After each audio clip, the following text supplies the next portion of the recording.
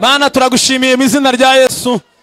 Tugushimiye kuri Imana iruta Bayali, uruta Dagoni, uruta Shera, uruta imbaraga zose, uri hejuru y'imbaraga zose.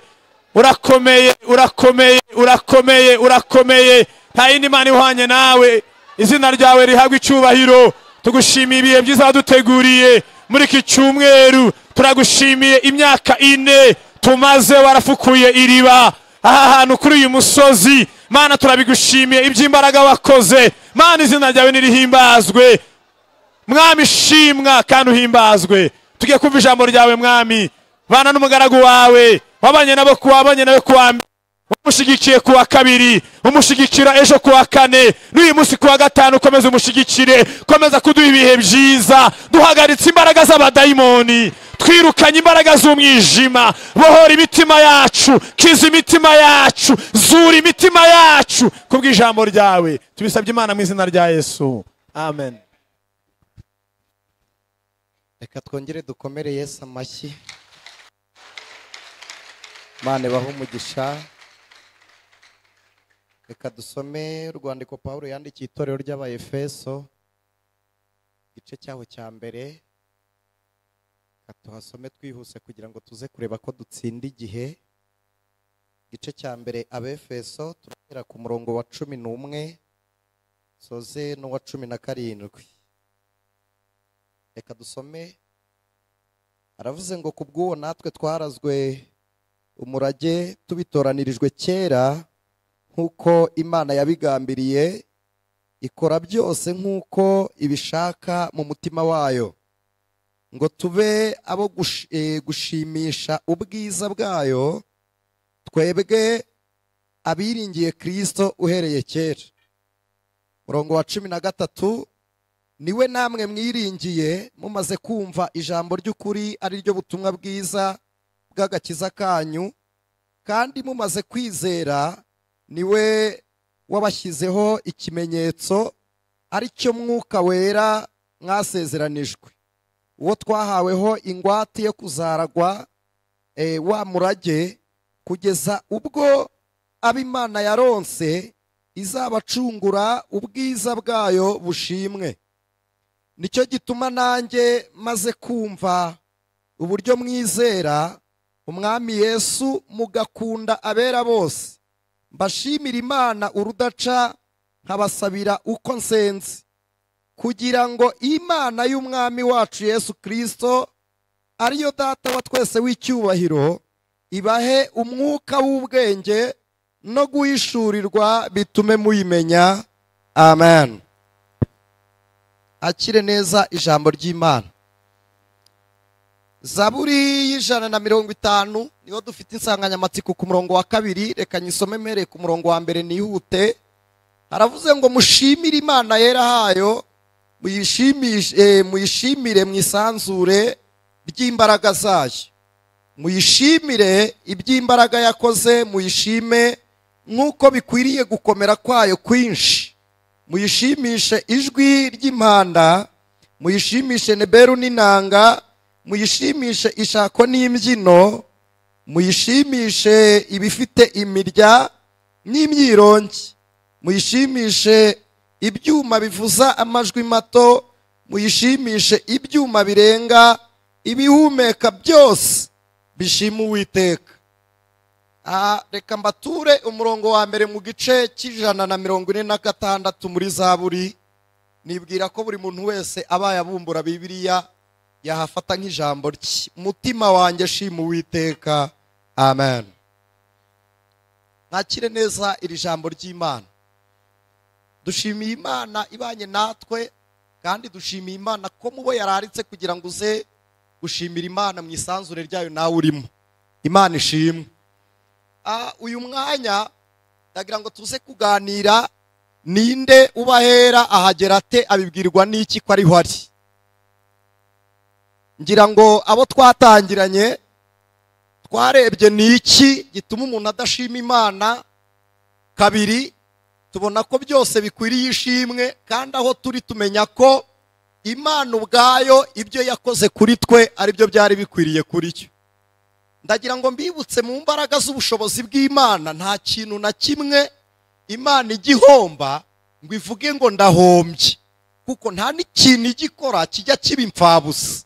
Nta kintu Imana ikora kijya kiba impfabusa, nta n'ikintu Imana ikorera guhomba.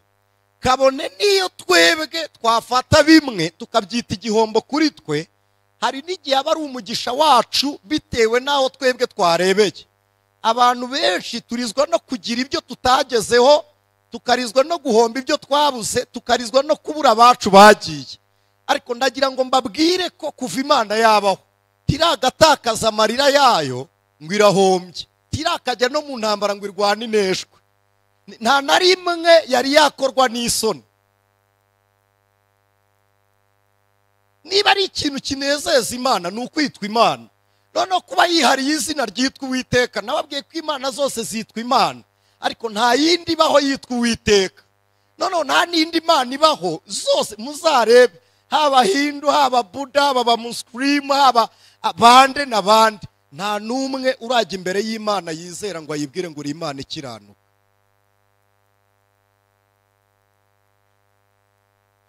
Narakurikiranye ndeba uburyo ababudiste basenga, ntabwo nabanye nabo ariko nagendanye nabo kenshi, ko Tayikondo nakinnye natozwaga n'umutoza w'umubudiste.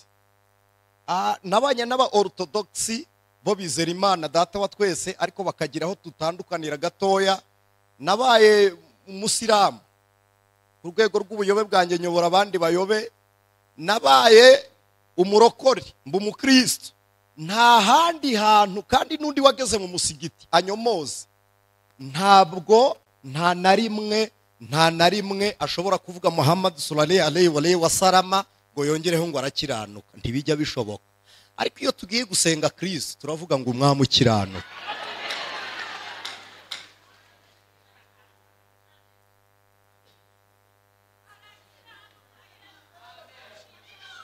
Muzi niyo tugeze kuri Bikira Mariya, wahebuje abagore bose umugisha na Yesu umwana wabyaye, point. Ntabwo bavuga Mariya. No kuvuga umutagatifu, mwibuke ko ubutagatifu umuntu abuhabwa n'abandi, ariko gukiranuka ntabwo ari umuntu ubikugemurira, ntabwo ari umuntu ubikuzanira. Icyo kiri personnel, ni personality ya Kristo. Murakoze. Twarebye isanzure ririho iryo dukoreramo, tureba icyambere gituma kuramya no gushimira Imana bidakunda. Tureba kimwe muri byo, aho dutuye ntihatwemerera ko twinjira mu isanzure ry'Imana. Kabiri, ibyo tuhashakira nabyo ntibitwemerera kwinjira mu isanzure ry'Imana. Icya gatatu, twabonye ikindi kidukingiriza gituma tutagera ku isanzure ry'Imana ari idini. Kuko idini riragukingiriza, rigukingiriza Imana, ryarangiza rikayivuga, ntirigukinguruka ngo wigerereyo. Ni ngombwa ngo uce kuri Monsenyeri, abo twita ba senexesseur, ba nyiri ubutungane. Ariko ndagira ngo nkubwire ko nta nzira n'imwe itunganye igomba kukwinjiza hera uretse ya Kristo umwana w'intama w'Imana. Nta yindi ihari, nta yiriho. Uyu mugoroba nashatse kugira ndebe ibikorerwa mu isanzure ry'ubuhanga inyuma y'isi. Sanga hari ibyogajuru birenga 1800 byapfuye. Noneho igitangaje, ibiriyo byinshi ni ibipfuye kuruta ibizima. Bivuze ngo n'undi muntu ufite imbaraga zinjira mu isanzure ry'ubuhanga afite uburyo nawe aba ari kuriska ko icyo ajyanyeyo gishobora gupfa. Ariko noneho Kristo Yesu, nimureba narabibabwiye, nta hopitali ishobora kwemerwa idafite moruge. Ntishobora kwitwa hopitali idafite aho babika imirambo. Ntabwo bishoboka. Ariko Yesu dufite nta hantu agira ajya abika abapfu bo muri Kristo. Ntahari. Kuko mu isanzure ry'Imana nta mupfu ubayo.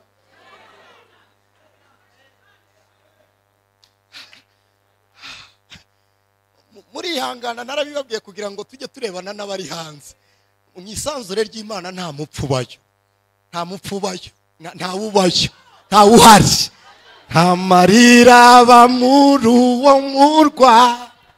Nta miru ibayo n'intambara. Nta n'indwara ishobora umusu. Oh, hallelujah! Hallelujah! Hallelujah! Sinchira.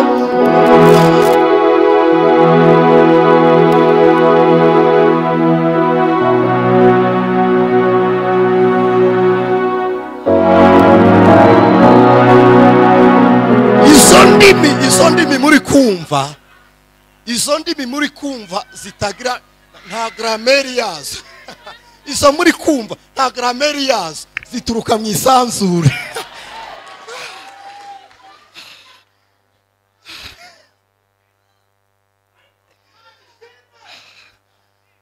Nkunda kumva amakuru uri kuratagera ibyago, kandi umucyo umwana w'umwana.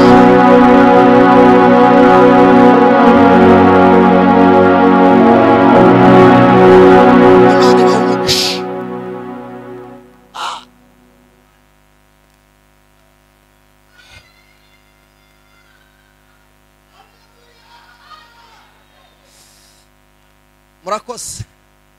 Reka tugaruke kugira ngo tubone uburyo dukorera no muri iyi sanzure, tutaza kugenda bigashiduka byabaye, ariko tuzataha. Iyo umuntu afite randevu yo kujyayo, njya ntangazwa n'urugendo rwa nta bwenge. Niwe muntu wakomanze ku ijuru, ubundi ijuru nta muntu ujya ujyayo ngo akomange. Umuntu wese ujyayo ajyayo bafite randevu y'umuntu uri bwinjire, bakaba bakinguye. Ariko nta bwenge yitwa nta bwenge, izina niryo muntu. Ikintu cya mbere kugira ngo utsinde aho uri, ubona ikikwinjiza mu isanzure, icya mbere ni ukureba ku bitaboneka. Noneho igitangaje, ntushobora kureba ku bitaboneka ukiri mu isi y'abariho. Bari kubabwira ngo twabakorofye mu mutwe ngo kugira ngo mwizere. Njye mbisubira mu iteka ryose kandi simfite ipfunwe ku bwabyo. Narabibabwiye, nari nzi ko gupfa kwanjye ari wo murimo wera nari kuba nkoreye Imana. Ariko noneho uyu mwanya kuvuga icyo Imana ikeneye ko mvuga, nicyo numva cyejejwe. Bari kubabwira ngo turi kubakoropa mu nsengero, nitutanabakoropa ntimuzamenya Imana. Nitutanabakoropa ntimuzayimenya. Kuko Imana ntimenyeshwa inyuguti, ntimenyeshwa umubare, ntimenyeshwa ingombajwi. Imana si ubuhanga, Imana si igihagararo, nihishurirwa umuntu ahabwa nuko yizeye Kristo. Kandi iyo tuvuga Yesu uyu mwanya, narabibabwiye, ubutatu butagatifu bavuga, bwa mbere Yesu ni ishusho y'Imana iboneka. Umwuka wera ni imbaraga z'Imana mu ishusho y'imirimo. Hanyuma Imana Data wa twese ni Imana mu ishusho y'icyubahiro. Ibi byose ntibishobora kuboneka urebeye mu bwenge, kuko aho biology irangirira niho umwuka atangirira, aho fiziki ipfiriye niho spirituel itangirira. Kugira ngo twinjire mu isanzure nuko tugomba kubanza kwireka, tukamera nk'abatariho. Niko Paulo yaravuze ngo iyo ndebye isi mbona ibambwe, nanjye yandeba nkabona ikabona ndabambwe. Aravuga ngo iteka iyo tugendana urupfu rwa Kristo mu mubiri, ngo kugira ngo ubugingo bwa Yesu budapfa bugaragarire mu mibiri yacu ipfa. Ni igitangaza, ni ishema n'ishimwe ku muntu udafite icyo afite akabona imbaraga zo guhamya Kristo. Ni igitangaza udafite urufatiro ku bihari ugahamya Imana ku bizaza byayo. Uyu mwanya nta muntu n'umwe uriho wabwira Imana mutegereje amamodokari, ariko twese ntituzayagendamo. N'ubu uyu mwanya dufite ibibazo by'amamodokari mu mujyi wa Kigali. Mutegereza ayo masezerano, ashobora kuzasohora cyangwa ntasohora. Impamvu ushyizeho cyangwa nuko mbivuze nkanjye, kubw'Imana ntacyo yavuze itazakora. Ariko hari igihe Imana ijya yivuguruza. Iyo ivuganye n'umukiranutsi agakiranirwa, yibuza ibwo yibwiraga kumugirira, ikabireka. Ijya ibireka rwose. Murakoze. Nimunyumva mutuje niho munyumva. Icyo numara kwizirikana wowe ubwawe uzahomba ubugingo. Niko Yesu yavuze, ukunda ubugingo bwe kubundutisha azabubura. Ariko uwiyanga akankurikira, uwo na Data azamuha icyubahiro. Ibi bintu turimo ntibigira ishusho mu isi igaragara, ariko mu isi y'ibitaboneka nibyo bifite ubutware. ndagira ngo mbabwire ko n'ibiriho bigaragara bituruka mu isi y'ibitagaragara, kuko ibyo muzakoresha bigaragara ejo ariko ntimuragerayo. Narabibabwiye, niyo wakiruka mu isanzure rya none ntiwasohoka none ngo uzagwe ejo. None ni kuwa gatanu, niyo wagira umuvuduko ungana iki ntushobora kuva kuwa gatanu ngo ugwe kuwa gatandatu dusize kuwa gatanu. Bivuze ngo niyo wakiruka uzaruha ushyikire rimwe n'abagenze gahoro. Hari ibintu umuntu atakigera ageraho na rimwe. Nihute cyane ndenge. Ejo twabonye umuntu ushobora kwerekwa atari dayimoni imweretse, akerekwa n'umwuka umubamo, ariko akabona ibiri mu ruhande rwa Satani bitewe n'imbaraga afite mu buryo bwo kwizera Imana. Hari igihe umuntu aba mu buzima budaha agaciro, bigatuma atamenya, budaha agaciro imbaraga z'Imana, bigatuma atamenya imbaraga z'Imana. Iteka ryose yajya kureba agakoresha umwuka umurimo, koko ni umukristo, ariko uyu mwuka umurimo awutwara iteka ryose nk'umuntu wurwanisha na Satani. Kandi twabonye abo twatangiranye ko twebwe ntitubereho kurwana na Satani. Icyo Imana idusaba ni kimwe, ni ukwambara intwaro zose z'Imana. Egari gutsinda, mwambara intwaro zose z'Imana ngo kugira ngo muhagarare. Ntabwo ari ukugira ngo murwane, mwambara intwaro zose z'Imana. Nimurangiza nibwo muzahagarara mudatsinzwe n'uburiganya bwa Satani. Impamvu amasengesho amenshi ataboneka mwishimye, nuko usenga umeze nk'uwiziritseho umurozi ukuroga, nuko usenga umeze nk'uwiziritseho umuntu ukurwanya iteka ryose. Iyo uje gusenga uba umutunga agatoki nguriye. None tuganire, mukoresha ubwenge butekereza. Iteka ryose iyo ureba umuntu ukurwanya, uri kureba muri kote y'imbaraga. Iyo uri kureba abakurwanya iteka ryose, niba ukurwanirira ari iburyo, ukurwanya akaba ibumoso, ukaba ureba mu ruhande rw'abakurwanya, ubwo uri mu ruhande rw'imbaraga, ntushobora kumenya ubushobozi bw'Imana iteka ryose iyo ureba mu bibazo. Kandi none iyo tuje gusenga, dusengeshwa n'ibibazo. Rya dini nababwiye ribubakira inkuta, mukajya mutaho udupapuro tw'ibyifuzo, tukajya muri Isiraheli tukabazanira amavuta, tukabashyiriraho iminsi myinshi yo kujya musengera ibibazo, ariko nta minsi myinshi yo gusaba ubusabane bwanyu n'Imana. Iteka ryose tukaguma mu bibazo. Kandi mureke mbabwire, Yesu yarabivuze, aravuga ngo buri munsi ucyane ibyawo byawo. Niba warasengeye ibyago by'ejo ukaba ushaka guhora usengera ibibazo, kenyera kuko bizahoraho. Nihaza buri ntambara abw'amahoro azahora, keretse Yesu atsembyeho.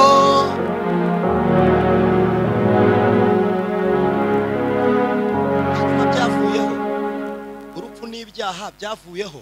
Niba bigihari egari kurwana, kandi ntimuzanaba intwari mutararwanya.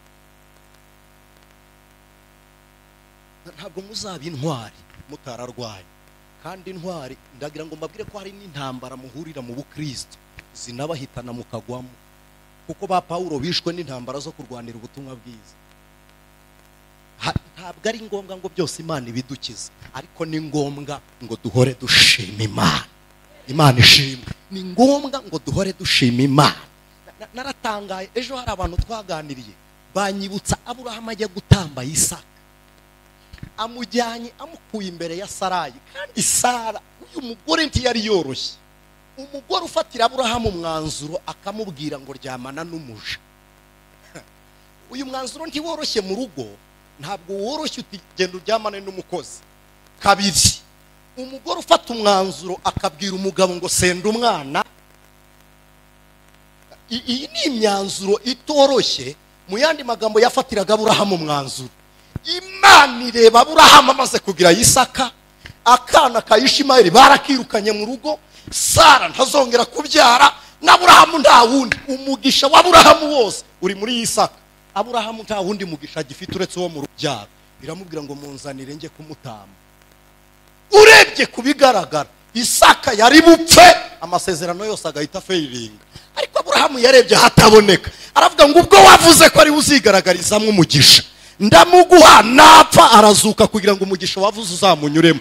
Agenda yizerera mu isanzure. Niba Aburahamu yemeye guhomba Isaka akagira ihumure, wowe uhombye twa bodaboda uravuza induru, akamoto karagiye uravuza induru, nta humure dufite. Reba umuriro wa Babuloni. Babulons irembo ry'Imana nyinshi.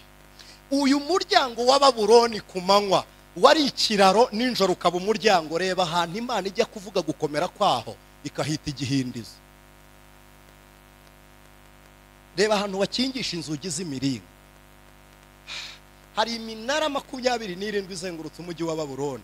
Hari ingabo zatojwe, kandi izi ngabo ntizirinda perezida, zirinda umwami. Umwami wari uyoboye ibihugu 127. Iminara yari ihari, umucyo waho wo ku musozi wari hagati wari warubakishijwe n'umugore wa Nebukadineza. Umucyo wabaga kuri uyu musozi ibihugu 127 byose byarawurebaga bikawubona. Abahungu bavuye muri Yerusalemu baje, nta zindi mbaraga, ntibari kumwe na nyina, ntibari kumwe na se, nta mukuru wabo, nta nyirarume, nta muyomba, nta petite seri.